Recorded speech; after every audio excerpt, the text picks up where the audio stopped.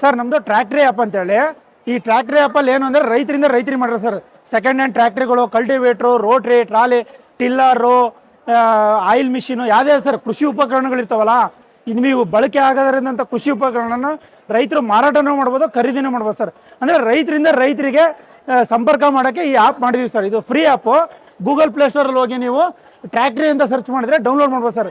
ನೀವು ಈ ಆ್ಯಪಲ್ಲಿ ನೀವು ಖರೀದಿನೂ ಮಾಡ್ಬೋದು, ಮಾರಾಟನೂ ಮಾಡ್ಬೋದು ಸರ್. ಸರ್ ಇಲ್ಲಿ ನೋಡಿ ಸರ್, ಇಲ್ಲಿ ಟ್ರ್ಯಾಕ್ಟ್ರಿ ಉದಾಹರಣೆಗೆ ಈ ಟ್ರ್ಯಾಕ್ಟ್ರಿ ಹಾಕಿದ್ದಾರೆ, ಅದು ಎಷ್ಟನೇ ಇಯರ್ ಮಾಡಲ್ಲು, ಯಾವ ವರ್ಷ, ಎಷ್ಟು ಗಂಟೆ ಹೊಡೆದೆ, ಅದರ ರೇಟು, RC ಇದೆಯಾ, FC ಇದೆಯಾ, ಆಮೇಲೆ ಯಾವಾಗ ಹಾಕಿರೋದು, ಈ ರೀತಿ ಎಲ್ಲ ಅದ್ರ ಡೀಟೇಲ್ಸ್ ಹಾಕ್ಬೇಕು ಸರ್.